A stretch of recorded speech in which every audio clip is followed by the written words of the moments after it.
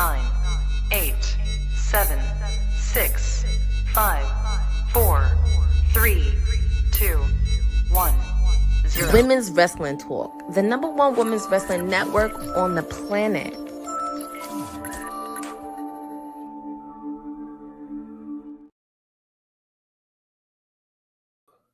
TGIF, everybody. Thank God it's Friday. Welcome to another edition of Women's Wrestling Talk. This is WWT Live. We're part of Women's Wrestling Talk, the #1 women's wrestling network on the planet. They call me the professor around these parts. It's good to see you on a Friday. We apologize for our tardiness, but you know what? We were just not going to leave you hanging. No, we were not. Now, this is honestly the best part of having a staff that is just pulled in so many directions. We're all doing a lot of things, and that's cool. But yeah, we're here and we're getting things done for you. So let's talk some action. I am not alone, of course. I'm joined by one of my favorite elected officials of all the times. And that, of course, is the good councilman. Councilman, how are you, sir? I'm doing great. Have no fear. Your councilman is here. Okay. SmackDown is happening overseas. It was early, so our time throw off. And we not only place we're gonna blame. This is daylight saving time's fault. We lost an hour. It's their fault, not ours.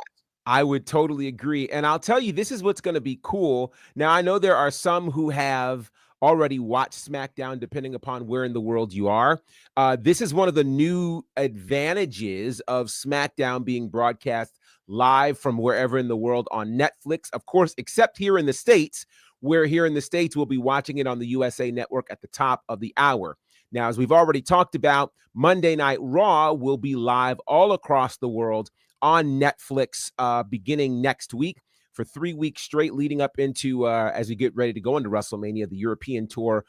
We will be able to watch Raw in the afternoon, which means when we come to WWT Live next Monday, it'll be somewhat of a review of Raw, perhaps, fresh off the heels of that, which I think should be a lot of fun. So shout out to all of you in the chat who, quite frankly, you guys were going before we got here.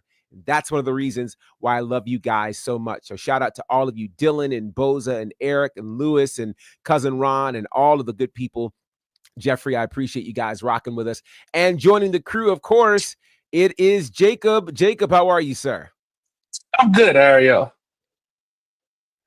We're good. We're good. We're good. And talk about dedication. Dylan got up at 6 a.m. local time to watch. That, my friends, is dedication, and we definitely appreciate it. Okay, so we're going to kick things off today talking about perhaps one of the biggest stories of the last 5 years, that being the bloodline. The bloodline has been a major theme running through all of WWE since August of 2020. And now WWE has compiled the entire story of the bloodline over a 4-year video, which you can now watch on YouTube. So I know they did this a couple of years ago leading into, I believe, WrestleMania 39. At that point, it was a 2-hour situation. Now we're at 4 hours, which is incredible. What do you think about having a video that compiles the entire story of the bloodline? Jacob, we'll start with you. I mean, if they didn't do this 3 years ago now, 2 years ago, at 39, I would think it would feel incomplete because I feel like we're not done by any stretch of the imagination.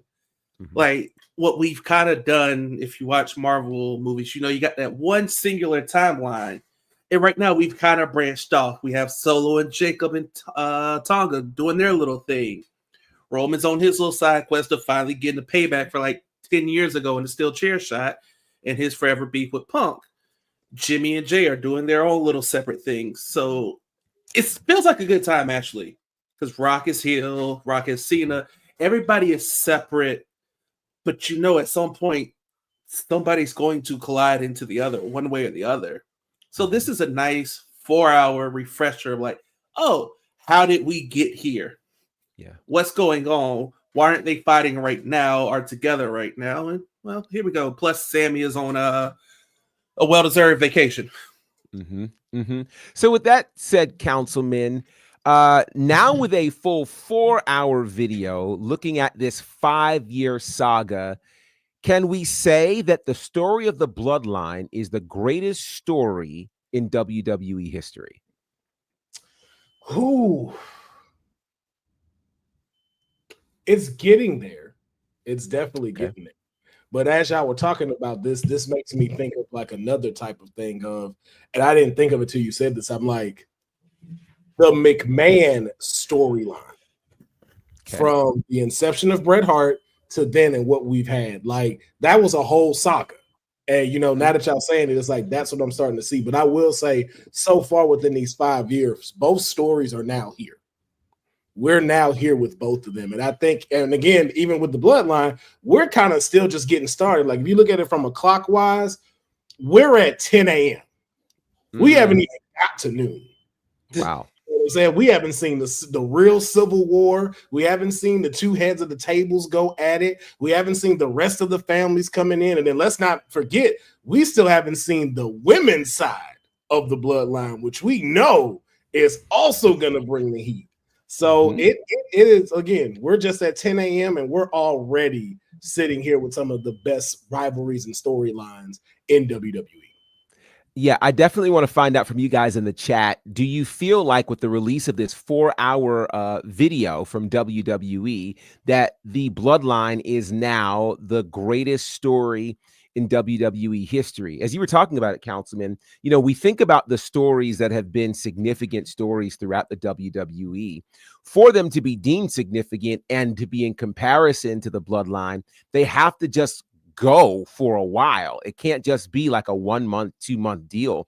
So obviously Austin McMahon comes to mind because that was a major one. You could make the argument McMahon versus the world because what was the revelation of the Mr. McMahon character during the Attitude Era to, all things that happened within WWE, buying WCW. And you could even go back further than that in terms of his battle with the old NWA. You could include his battle with the federal government. I mean, like, there's a whole potential thing that you have with that. So that's a possibility. If you leave it to another elected official, he would say that the greatest story ever told is Kane versus Undertaker. And there are some who might think that is the case. So I am interested to see what you guys have to say. Let's see. Cindy is here, and she says the greatest story of all time is still HBK, Triple H, Undertaker for like the 4 years they went back to back. I know that ain't who I think it is. Uh-oh. I mean, we talk about the greatest storyline. The greatest storyline is 63 days. That's you want to talk about a storyline. That's the greatest storyline of all time. Oh boy. I'm almost scared to ask because I know there's a story to that I haven't been quite privy to yet, but yeah. All I know is this. Karma's a B word, okay? That's all I'm gonna say. Because Cindy was talking bad crap when I had to watch my client lose to her favorite wrestler. And she also was in the building when she lost to Miss Stephanie Vaquer, and she became double champion. In a span of how long was she champion again, Jacob? I can't. The number 63? 63. And the only reason I'm saying anything is she said, I don't come to work, but I came to work for a show and her champ lost. You making all the Joshis look bad, homie. Oh boy. Oh boy. I come to work, your champ lose. What's going on here, Playboy? You telling me I'm supposed to be seeing something good, and I'll see your shoulders to the mat and 1, 2, 3. Said she and red confetti. The women's division when she got it was over. Wow. Well, needless to say, something tells me this is about to get even more interesting on a Friday. So definitely the Bloodline story, if you missed any parts of it, and I will tell you, even if you watched it all unfold, I guarantee you there are parts that you forgot about or you may have missed. So go back and watch this 4-hour saga that WWE has put together on their YouTube channel. Let's see. see how much these boys think about me. That's We so just funny. love you, Cedil. That's all. And it is all love for sure. Now, speaking of love and love for the bloodline, today also marks the official launch of WWE 2K25. On the cover of that is Roman Reigns. And one of the most amazing visuals right now is the cover of the WWE 2K25 game on the side of one of the prominent hotels on the Strip in Las Vegas, which I think is just incredible to see that WWE has moved to that particular level. Of course, the Bloodline edition exists in that game with all of the members of the Bloodline. There's even this new feature of the island in there. Now, I know we've got some gamers in the chat, and you guys might be gamers as well, I think. Is there any interest? There it is. Is there any interest in you guys checking out this new WWE 2K25 game, Councilman? Interested. I had this 7 days ago.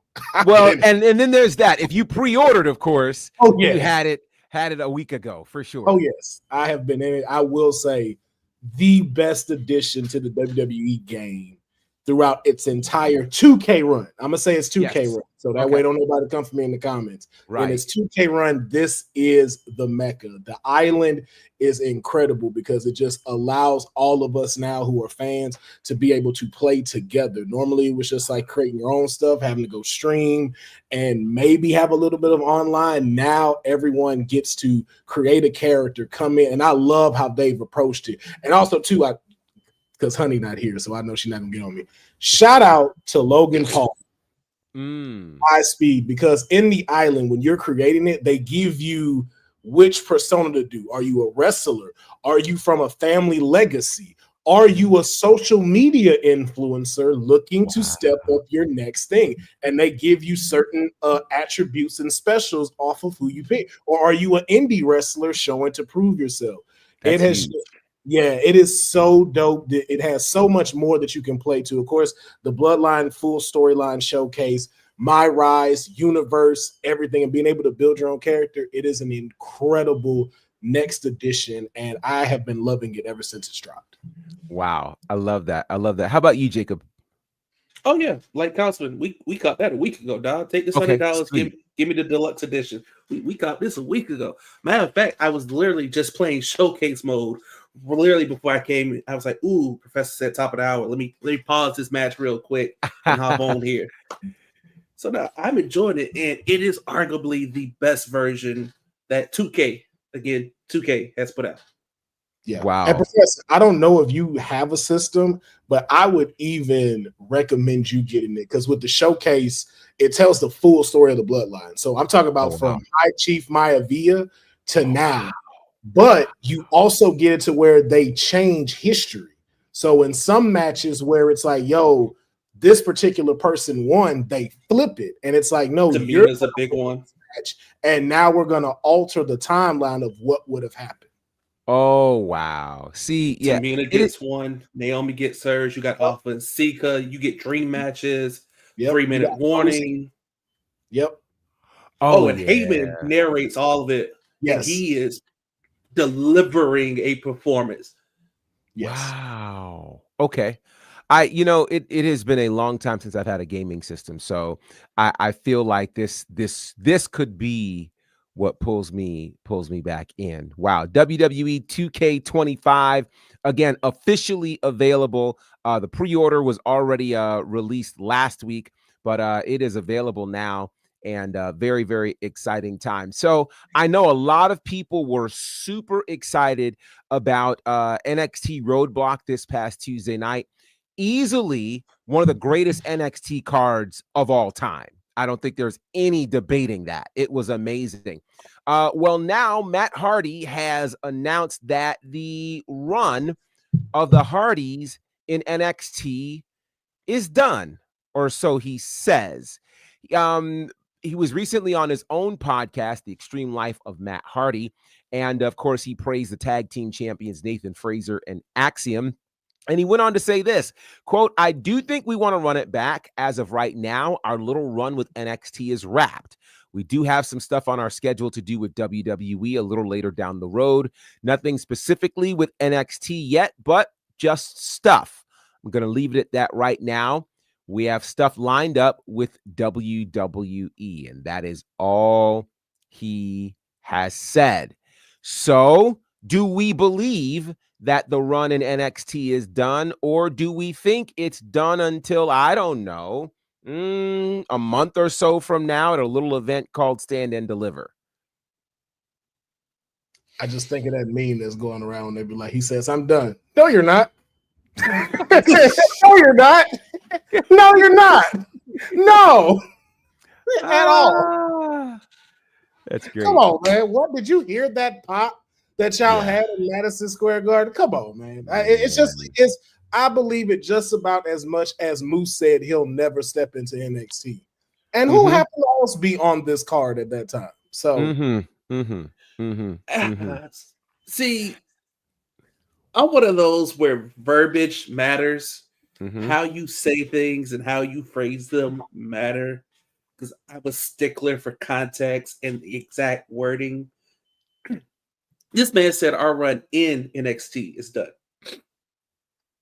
That just says I'm not showing up in the Capitol Wrestling Center. But y'all want us, y'all can pull up on a Thursday night real quick. Y'all can pull up on a Thursday night. Matter of fact, we've been using your old place every now and then. Y'all can pull up in Full Sail. Come right across the street. Y'all can come to us, is what it sounds like. And also say, oh, we got some stuff with WWE. All right, we might get a little main roster run. Maybe reunite the Usos somewhere around SummerSlam and let's let them and the Hardys get banging real quick. Not before. But I say they ain't done with NXT. It's just now you got to come to our house now. Let's play in our playground. So I want to ask this question because, of course, that match that happened Tuesday night was for the TNA tag team titles. Fraxium hadn't lost a match in God knows how long. It's been ages since their shoulders were pinned to the mat. It would seem to make sense that since they pinned the NXT tag team champions, that like any other team that would have pinned the NXT tag team champions, they would get a shot at the NXT tag team titles. Do you see that down the horizon as soon as, and I keep saying Stand and Deliver, I mean, there are really three opportunities. There's a whole pay-per-view tonight for TNA called Sacrifice. Then TNA has a pay-per-view Thursday night, the Thursday night of Mania week. And then 2 days later is Stand and Deliver. In that time frame, do we see the Hardys challenging Fraxium for the NXT Tag Team Championships? Yeah, why not? I mean, again, like you said, you pinned the champs. If I pin the champs, I'm running back to Ava and being like, hey, you saw what I just did. I want my title match now. Especially when Fraxium ain't lost in a month of Sundays. Like, you to beat Gallows and Anderson, the family, any and everybody down there. Like, we can say that NXT's tag division ain't great, and we can argue yes or no on that. But point is, them shoulders ain't touched the mat for 3 seconds in a long time when the Hardys did it. So again, if I'm Matt and Jeff, you got the TNA tag titles, you got the Fourth Rope tag titles. What's one more belt? What's one more set? Just come to our house this time. Since we beat you in your house and kept our stuff, why don't you come to our house and put your stuff on the line? I mean, yeah, I'd argue it to do it. And then too, I say go back to back. If the Hardys are up for it, give us the NXT titles on the line at Unbreakable, and then let's have title for title at Stand and Deliver in a ladder match. Yep. And I know everybody's shooting for it, but based off of what Matt said, I would make Fraxium go over in that ladder match. And the reason why is because those two titles are the safest titles for y'all to have one people have those sets. Rather than you trying to do the X Division title for title or the TNA Knockouts Champion title for title, these are the ones that you can do and then safely have Matt and Jeff go over to the WWE run and then merge the TNA and NXT tag team division to cross brands and who's going to take out Fraxium. It'd be that TNA tag division, that's for sure. That's the better division. But you're right. That is the smart. If you're going to do a double champ, because I personally feel like at some point we're going to get a double champ. Some way, somehow. I feel like we'll get a title change both ways, and then we'll also get a double champ. And like you said, this is the safest one to double champ right now. Mm-hmm. Wow. Unless I take that back. This is the second safest. You know what the safest title to double champ? It's the Knockouts title, as long as Masha holds it. If Masha's the one that either takes the North American title or the NXT Women's title and keeps that Knockouts title, we could do it. Yeah. That's interesting. That's interesting. Oof. Wow. Your thoughts, Professor? First of all, I do think that they're going to run it back. I do not believe that this is the last time we see the Hardys connected to NXT. I think the Hardys do get a shot at the NXT tag titles. And, one of two things happens. Either they lose that match and we're one up and we have to have a tiebreaker, or they win the match and we still get a third match because now Fraxium's got to try to get their titles back. I'd love to see, as much as I'd love to see a ladder match, I'd love to see a 2 out of 3 falls match with these two. It would be just, what's that? 3 stages of hell. Let's combine 3 stages of hell. Come on. Let's combine for that. If we go 3 stages of hell, oh man, it would be 3rd stage is TLC. Let's go. I'm for it. And I think if you think about how quickly they put the Roadblock card together, Roadblock was my picture for Stand and Deliver. So I have no idea what they're going to do for Stand and Deliver, given what they did for Roadblock. Like, I don't know how you get bigger than what you had for Roadblock, but I'm sure they're going to find a way. In terms of which title would be the safest if we're going to end up in a double champion scenario, that one's hard to say. There's a part of me, I don't know about double champion, but I do think that an NXT star holding the X Division championship makes a whole lot of sense. And, either Wesley or Javon Evans comes immediately to mind in terms of doing that. So I think there's a lot of ways to go with this. And something tells me if they gave us this for Roadblock, I don't know what else can be big for Stand and Deliver. So they're going to show us something really big, I think, in the next few weeks. So that will be really, really interesting to see. So I wanted to, let me go here and then I'll go there. Since we're talking Stand and Deliver, of course, Stand and Deliver takes place WrestleMania weekend. What a picture of Julia. That's hilarious. What a picture of Julia. Wow. I know you guys already had your conversations about Julia and Stephanie, so I won't necessarily revisit that. But I do want to talk about the announcement for the next big show following WrestleMania, which will be WWE Backlash. Now, the last few years, Backlash has had an international flair to it, but you'll notice that the international tour, which normally happens post-WrestleMania, is now happening pre-WrestleMania. And so this year's Backlash is going to take place in St. Louis, Missouri at the Enterprise Center. It's going to be interesting to see how all of that goes down. Tickets will go on sale a week from today. That is next Friday. And pre-sale tickets will go on sale next Monday, which I think is exciting. Now, let me ask you guys this question. Of course, we love seeing the international crowds and, Backlash having had an international flair to it the last 2 years. Far be it from us to say, but do you think it's a better play for the international shows in other words, for Backlash to be international, or for it to be stateside, as we've seen the last 2 years go international? What are your thoughts on that, Jacob? Why are we coming back stateside? Like, let's keep this international. The crowd, Puerto Rico, France, 2 hot crowds, 2 great shows, 2 shows full of moments. I'm sure this is a scheduling thing, but Mexico is right there, dog. You just went to Canada. Mexico, again, is right there. Just boop, skipping a hop. I would much rather it be international, but again, I'm sure it comes down to scheduling and availability of certain places. you're just coming off a European tour. I guess it's like, hey guys, we're back stateside for Mania. Let's just chill and let's relax. Let's run in that near Vegas, kind of shift things a little bit back east. Let's give it a little easy, a little rest time. So I get it. But again, Vegas, Mexico, you can run that little Midwest loop and you'd be fine. But again, I'd rather international, but makes sense. Now, for those who are wondering, France is getting a pay-per-view later this year, so that's already locked in. It's not like they will be without. But what do you think? Do you think St. Louis, which is a historic wrestling city, will be able to live up to crowd-wise what we saw in Puerto Rico and in Paris the last few years? That's a tough one to say.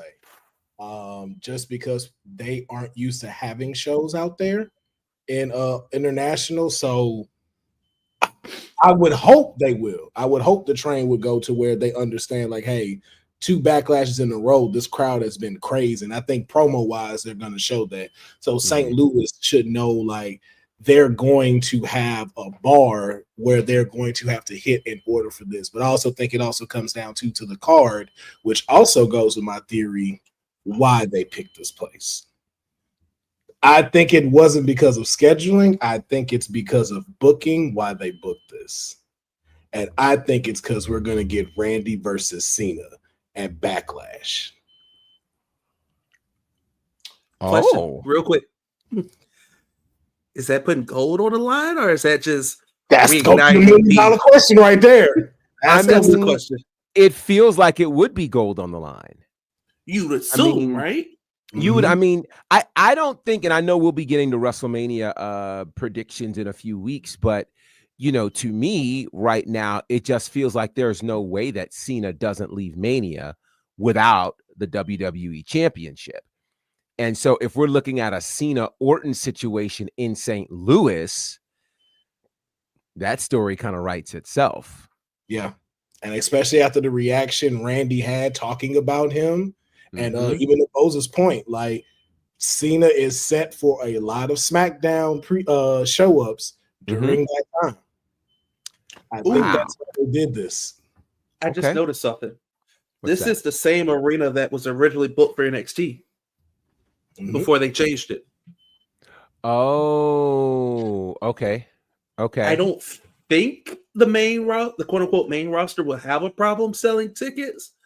But do you keep that in the back of your mind, maybe, when you're setting up how you want to approach this? I think there's a couple things at play. I think NXT has proven their ability to sell tickets.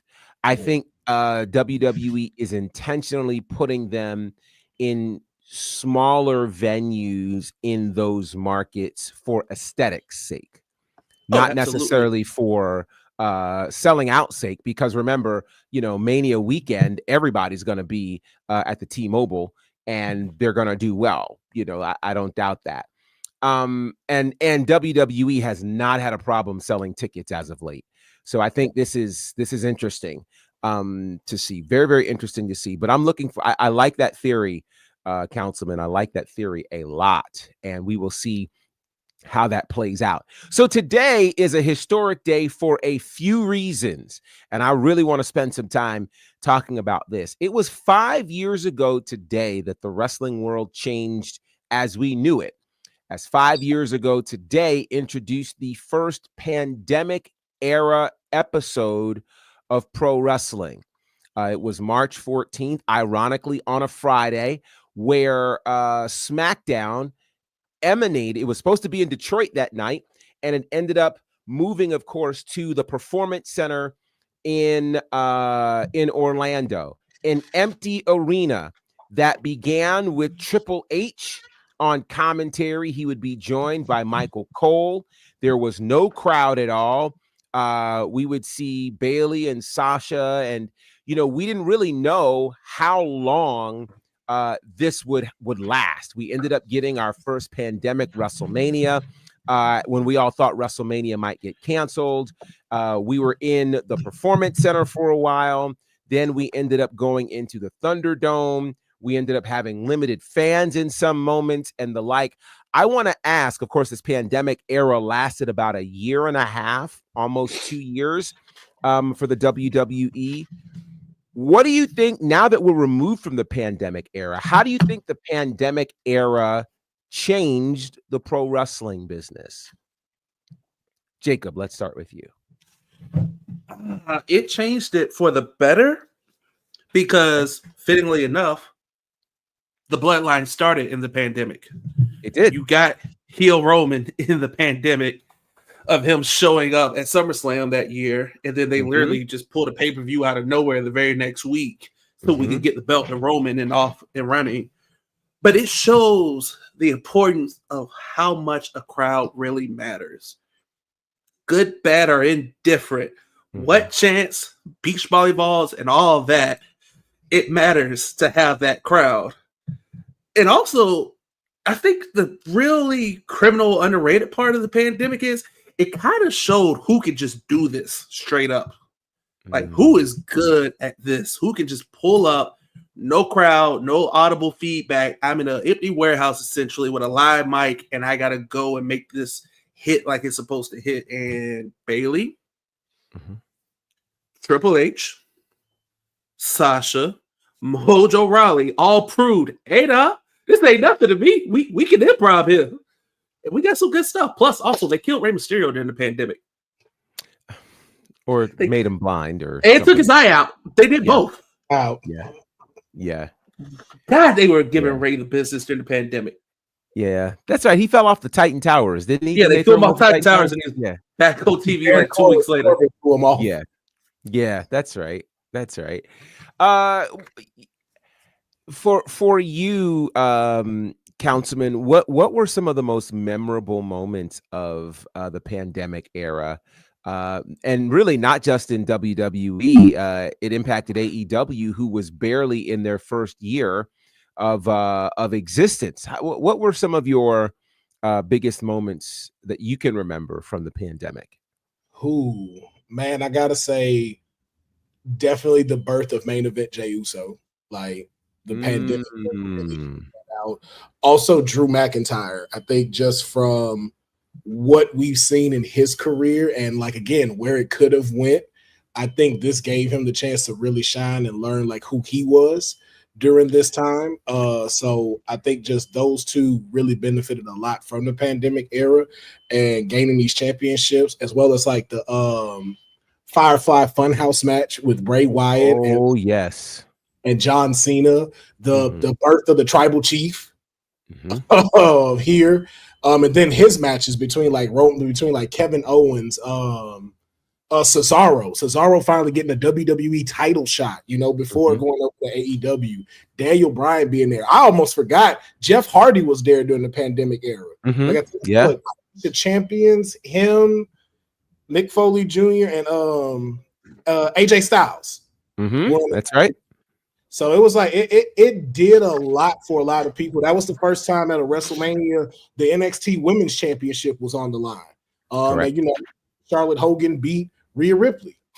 And it was a lot of stuff of where to Jacob's point. That was great. Well done. Well done. Well done. But the pandemic era, like the highlights of that was like it really showed you who a true WWE star was and who was either going to make it and who it was going to break. And I think the ones that made it you now see are the ones that you see every week on Monday Night Raw and Friday Night SmackDown. So I think it turned folks who were already shaping up into diamonds into even bigger ones. Yeah. I also want to ask this because I think this is interesting. The pandemic era, while most didn't like that it had to happen, the reason it happened was the thought process was, while every other sport is shutting down, we're going to keep going.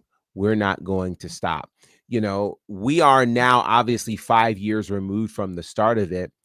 Do you now think, because there was a lot of debate during it, do you now think that it was the right move to have live wrestling or new content weekly? or should there not have been pro wrestling during that pandemic era? I would say yes. And the reason being is that unlike all the other sports, this is one that you can completely control the environment. Mhm. Where basically it's like, hey guys, majority of y'all are based out of Florida anyway. Give or take a few. We're working out of one particular spot. Bring your ass to work. We gonna test you. We gonna run through, make sure all these protocols. It's as controlled of an environment that you can get. And the flips, and for us as fans, it gave us some sense of normalcy. Mm-hmm. Because you went from running amok every day, going about your day, to just hard break, hard stop. I got to wear a mask. I don't know what this is. I don't know what this could do to me, my loved one. I don't know if I have it necessarily. I could have it, walk around, be fine, cough, sneeze, spend some time with my partner. Now they have it, and they're over here about to die on the bed. And I'm like, I feel so bad. This is a sense of normalcy. You can argue, no, it shouldn't happen. But in times like that, you need something of hope. And I can't believe that you found it in the form of a Vince McMahon product, and also AEW, to their credit, they did as well with Daily's Place. They were outdoors. You can argue them bringing limited fans in too soon, all that, this and third, but it gave you something. And pro wrestling has always been pop culture, has always been Americana since the start, from the Carney days all the way through. It ebbs and flows as how popular it is, but everybody and their grandmama can name at least 5 pro wrestlers. So it gives you something. It brought people back together. You start seeing clips on social media. Man, I hadn't watched wrestling in forever, but I'm at home with my parents because they're elderly. It's the only live thing on TV, and we started watching it and brought bonds. So it was necessary. I feel like it was the right thing to do. Yeah, and it brought a lot of people together. I also say, yeah. Oh, my bad. No. I just wanted to welcome Ced to the Jesus. He is going to be on one today. He is here. Wanted to make sure I welcomed him. I'm going to go to the councilman, then I'll come to you, Ced. Councilman, do you think that WWE and wrestling in general should or should not have happened in the pandemic? And if it should not have happened, how long should it have waited? No, it should have definitely happened. To Jacob's point, it brought you some normalcy. Like, it was something that it's like, hey, I know I can go tune into Monday, Friday, and it will distract me from what's going on. And then not only that, though, it brought a sense of community, because there were a lot of people that are either doing watch-alongs or watch parties on Zoom with one another while they're watching this. And so it allowed people to be with their families, or it allowed people to jump into communities that they may not have known and be able to make friends and be able to chat and talk about these things. So it really was like a safe haven for people to come to. And I think it is, and I'm not trying to, I want to use my words correctly, but I hope that the staff and the wrestlers that were there get the credit and the flowers they deserve for risking their lives to be able to entertain us during that time, especially at the way they tried to pivot things, like how they did Money in the Bank in WWE Towers, the way they did Undertaker's final match with AJ Styles, to where they kept giving us these mixtures of like, hey, we're going to try these things because, to Jacob's point, we can control it a little bit more now, like setting The Fiend on fire. Like, you wouldn't have been able to do that in front of a live crowd, but we got to see it. We got to see so many dope things there. So I think it was the right call for them to be able to do for us. Ced, we're talking about the fact that today is the 5-year anniversary of the first pandemic era show in WWE, which of course was an episode of SmackDown on a Friday night. And the question right now is, should WWE and pro wrestling in general have continued as early as they did? And I mention that because where WWE, AEW, and TNA specifically found ways to continue, other companies like the NWA, many independent wrestling organizations and the like, were not able to immediately continue, some going months. The NWA went almost 2 years without a show. Was it the right thing to do to keep going, or should there been have some degree of pause? I can say I enjoyed that time. I Okay. think a lot of people were looking for different outlets, and the WWE provided just that. I think it would be kind of revisionist to say, like, hey, they could have shut down. It's not essential work. I'm pretty sure the people who weren't comfortable with working during that time were able to opt out. It wasn't like they were being mandatory. Roman Reigns is a held great to perform. example. And I'm pretty sure the people that did work during that time to help entertain us all were paid their worth and paid handsomely for that. I think we got a lot of great content out of the pandemic era that you will go back 10, 15, 20 years from now and look at fondly, that what they were able to do under those circumstances with not really having a lot of resource, using the PC to record shows. I know you guys are talking about The Fiend. Pretty much the genesis of Roman Reigns happened in the bloodline for the pandemic era. That's where we first got main event Jey Uso.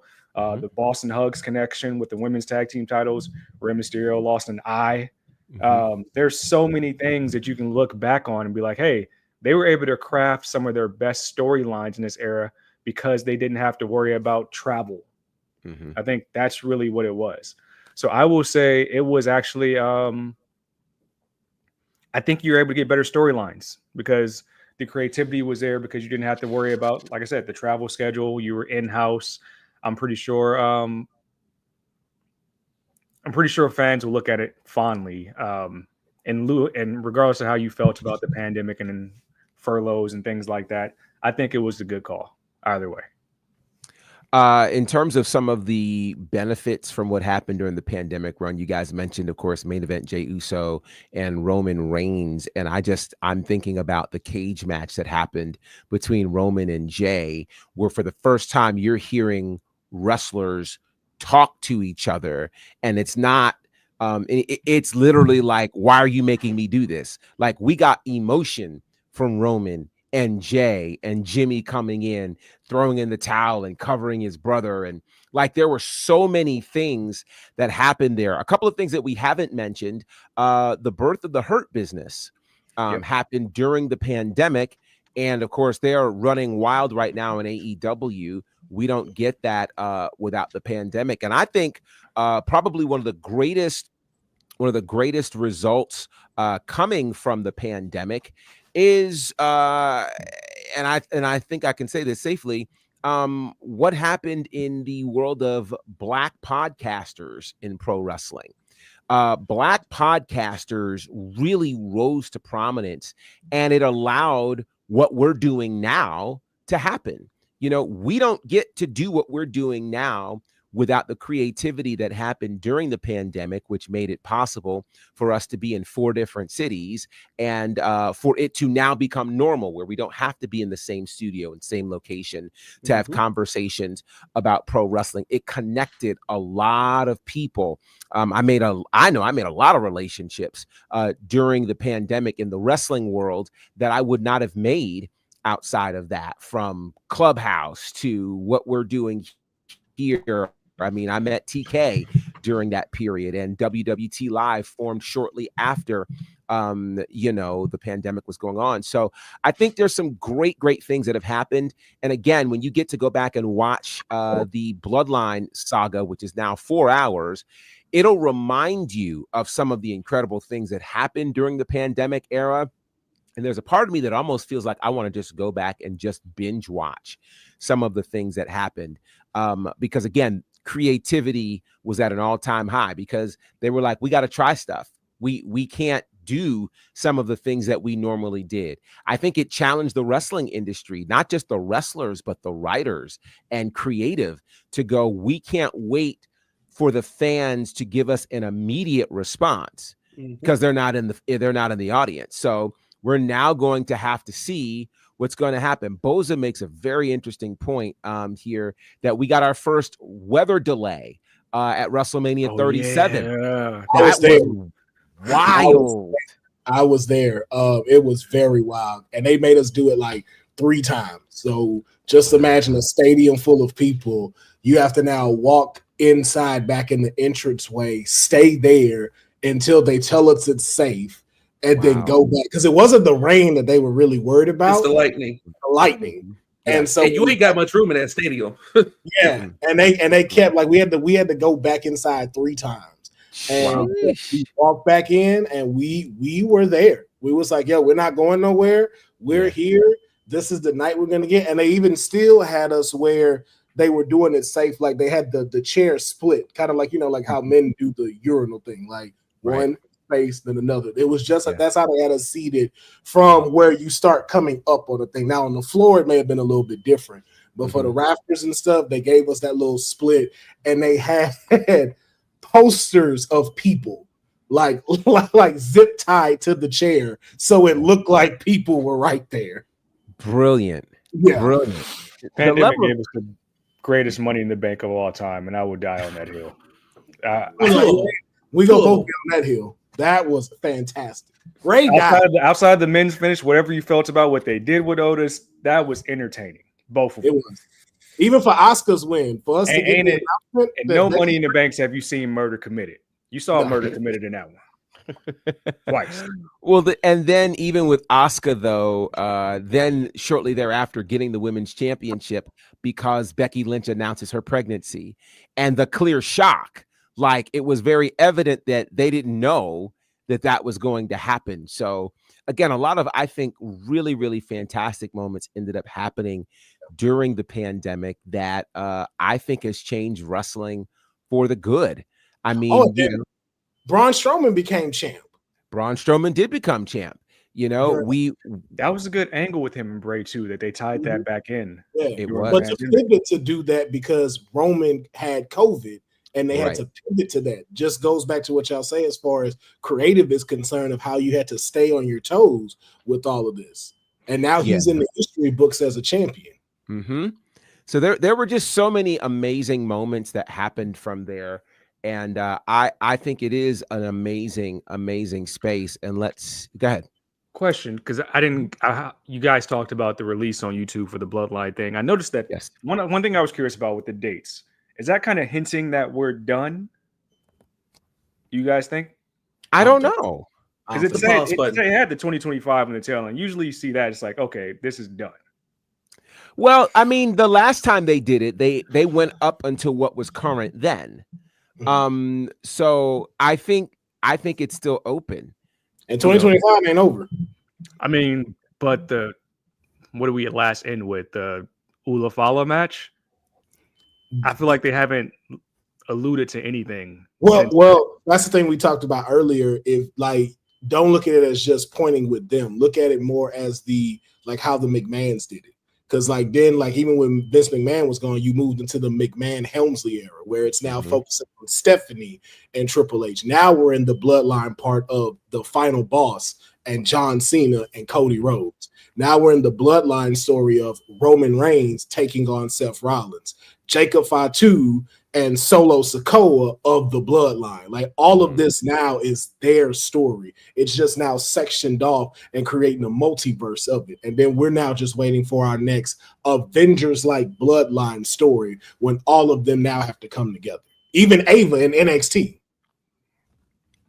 Yeah, there are still many places that they have not touched connected to this bloodline that I think could be really, really interesting. And again, I don't know how you end the story without a Rock Roman clash. Now, again, I don't know how long we have for that.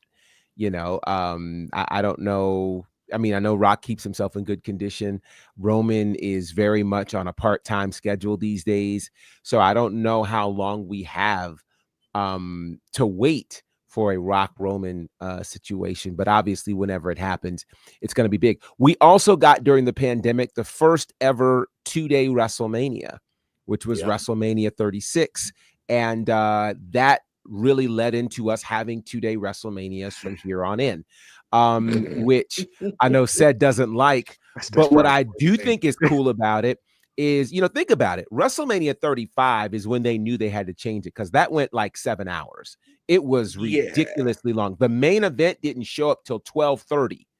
That's wild. That is. But for me, it's I know what I signed up for. I'm gonna ride this out.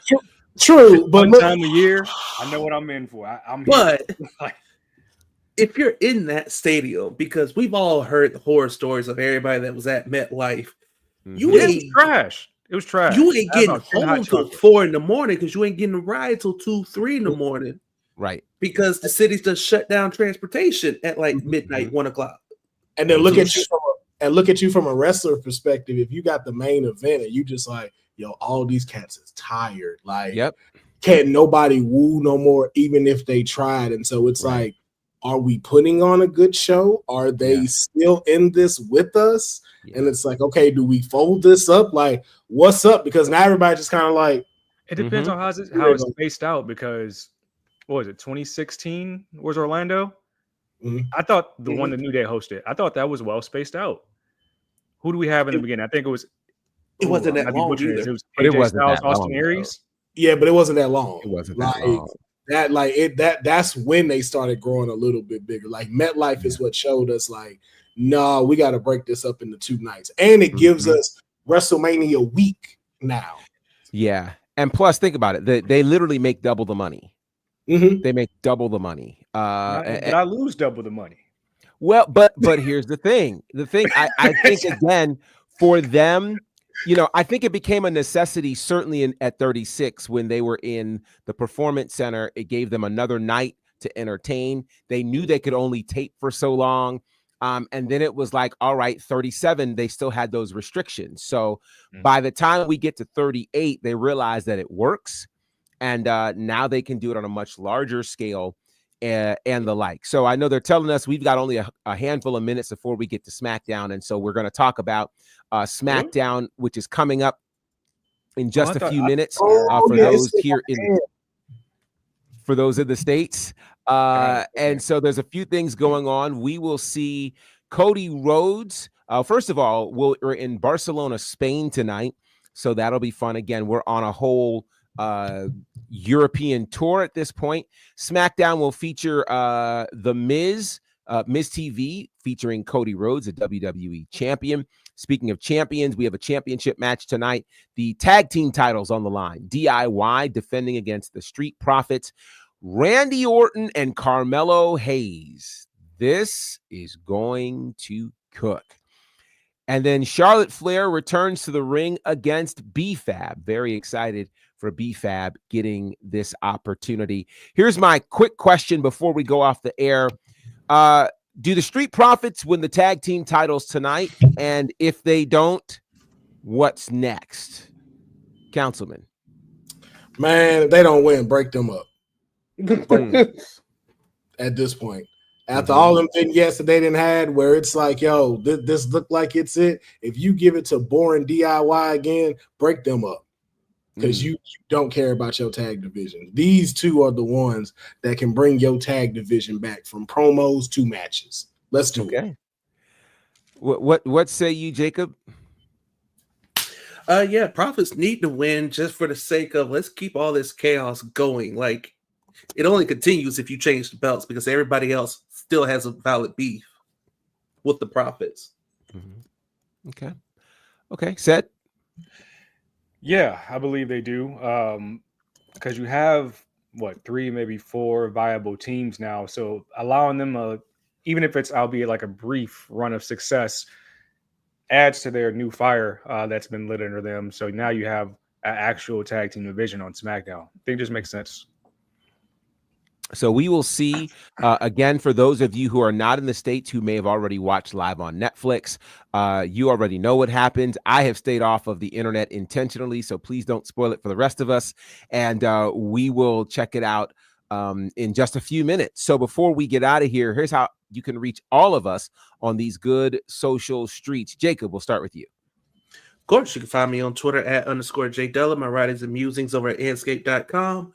Trying to cook up some nice things for WrestleMania season, so we shall see how that goes. All right, Councilman. You can find me at 63 Days Strong on all socials, YouTube and Twitch. We also got the podcast coming out, 63 Days Strong, with me, Cedric. Just captivating every single day that Julia was champion and the importance it has done to the wrestling industry.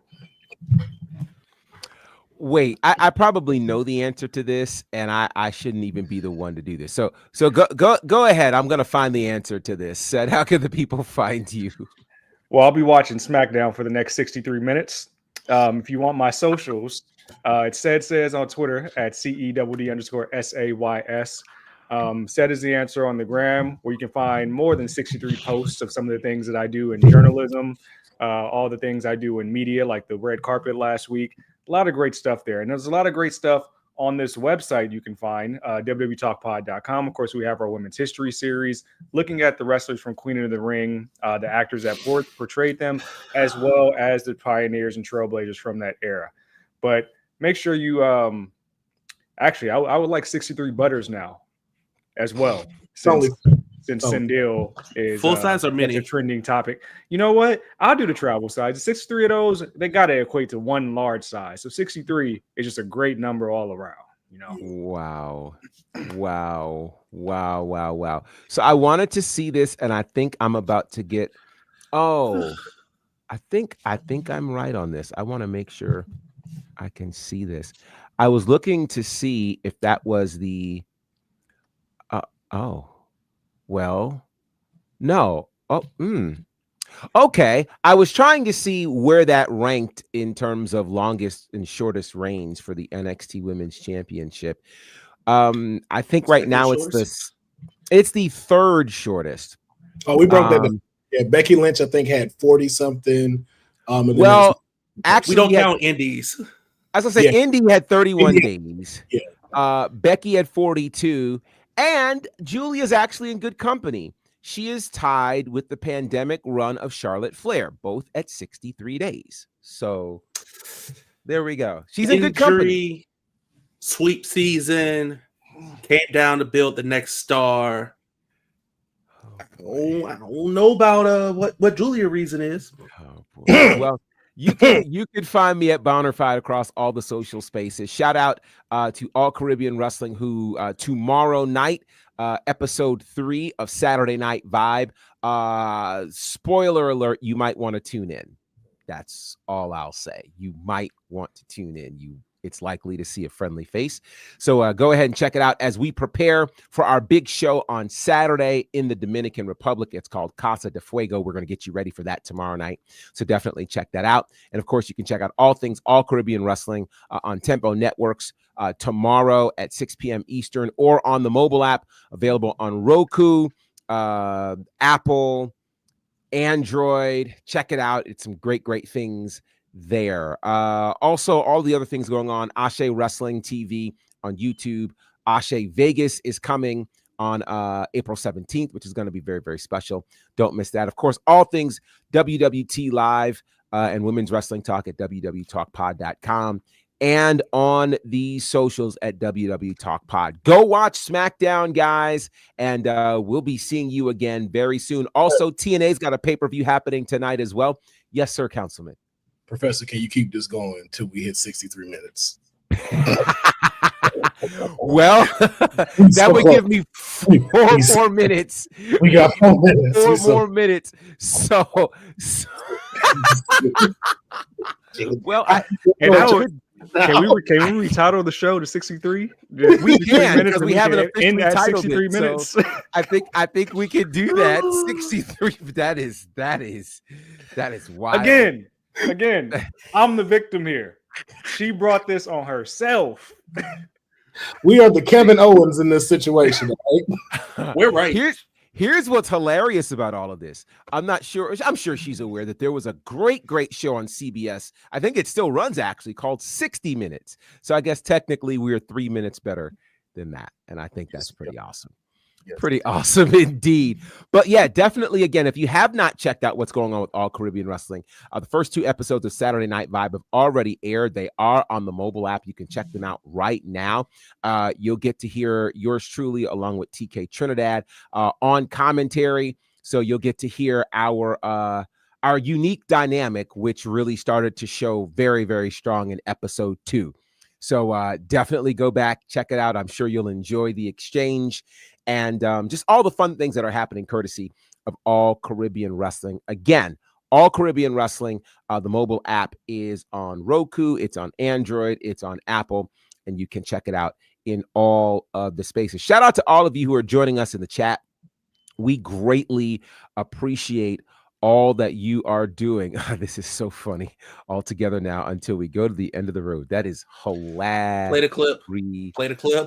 What's the clip? I don't know What is the clip that y'all are talking about? I don't know if it's in here.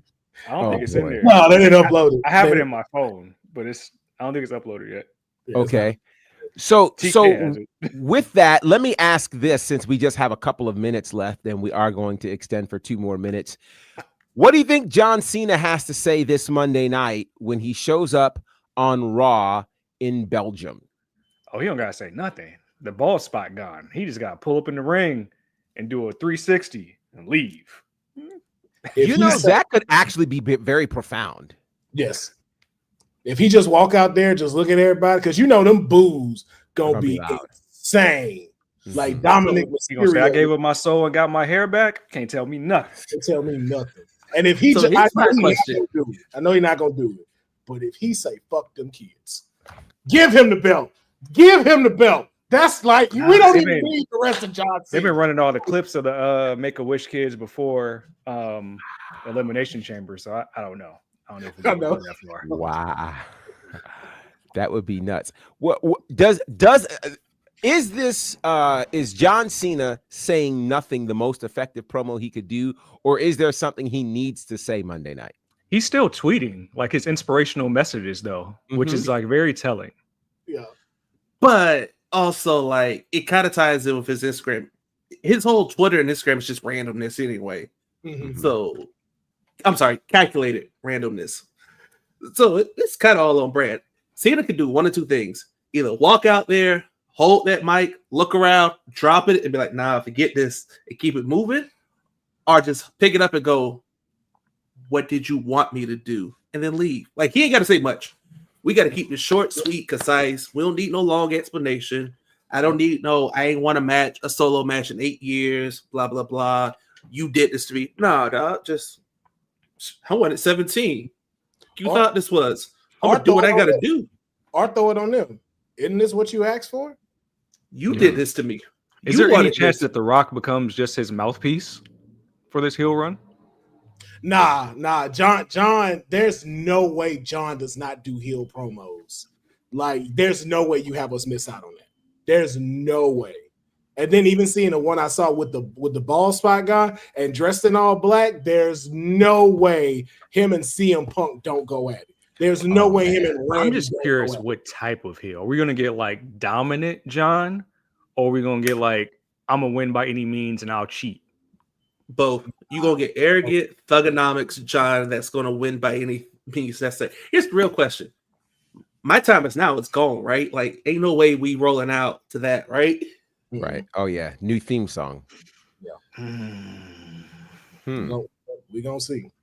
I don't know. I wonder if his new theme song will be exactly 63 seconds. Who knows? With that said, we will see you guys next time here on WWT Live as part of Women's Wrestling Talk, the #1 women's wrestling network. Thanks for joining WWT. Don't forget to like us on all social media platforms at WWTalkpod. Like and subscribe on all video and audio platforms, like yesterday, my G. And check out our website at www.talkpod.com. Thanks for watching Women's Wrestling Talk, the #1 women's wrestling network on the planet.